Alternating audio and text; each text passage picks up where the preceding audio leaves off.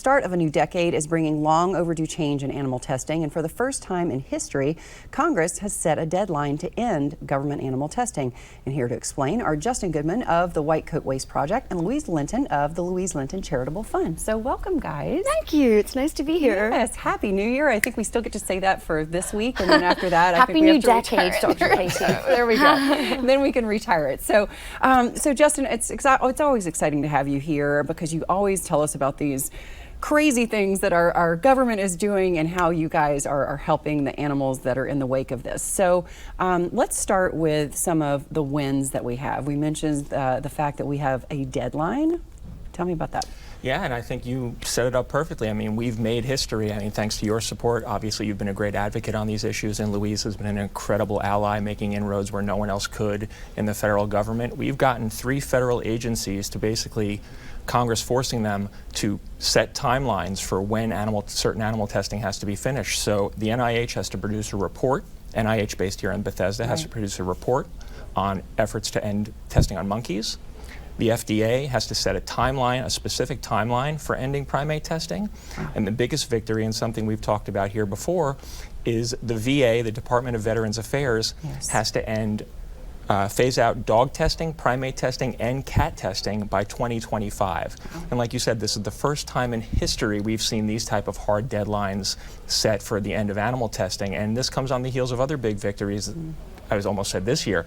Last year that you were instrumental in, including the USDA kitten testing being ended at the USDA. Very excited about some of that. the other VA dog testing being shut down. So it's a huge credit to you, certainly to all the viewers who always light up the phones in Congress after I come on the show. And I have to say, none of it would be possible without Louise, because Louise has friends in high places. And she's able to get the ear of people who don't typically listen and get them on the phone or get them to take a meeting. And at the end of the year here, she was instrumental in getting these things across the finish line, in addition to the other wonderful work she's doing. So Louise, you are an actress. You are all over the place right now. It's so much fun watching your company growing out in California. So why is it that something like this is so important to you?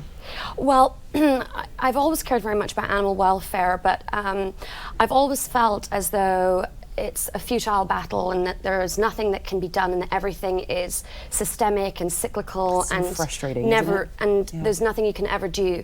But in White Coat Waste, I discovered these 2 incredible people who are able to affect change at a legislative level, at a policy level, and that filled me with hope, because for once I felt that there was an opportunity for things to change. If you can change things at the legislative level, you're able to impact so many more lives than trying to do things as an individual.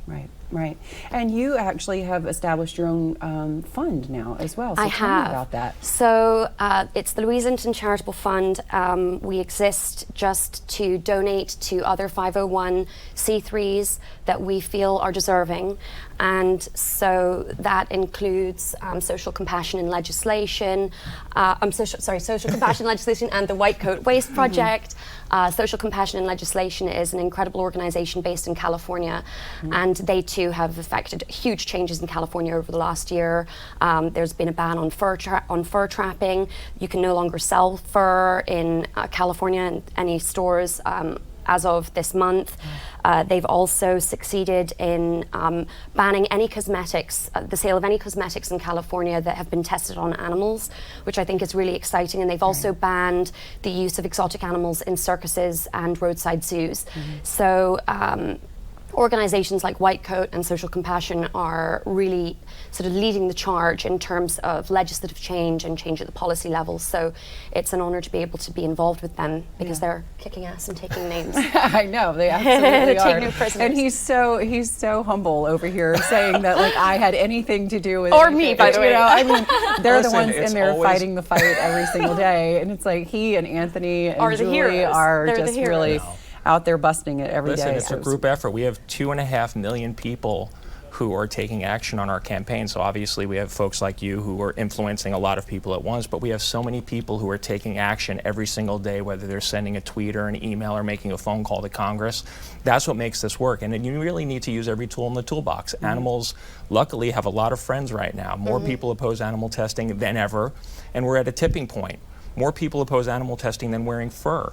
I mean, this is an issue that's tractable and we can get wins on and we can put into the history books if we focus on it. And that's why I think we're seeing that momentum right now, because it's good for animals, it's better for public health, it's good science, and also it's a better use of taxpayer dollars. So if we can find better ways to do public health research, to spend taxpayer money, that's something everyone can agree on, whether they're Republican, Democrat, or squarely in the middle as an independent. There's nobody should oppose these things. Right. And that's what we're finding and why we're making the progress we are.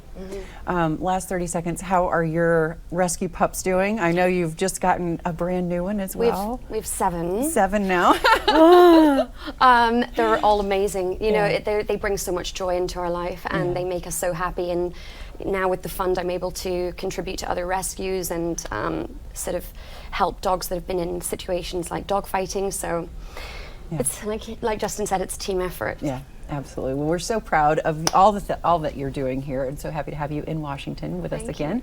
And thank you, Justin. Addictedtospending.org is where you can learn more information about all of this that we've talked about today.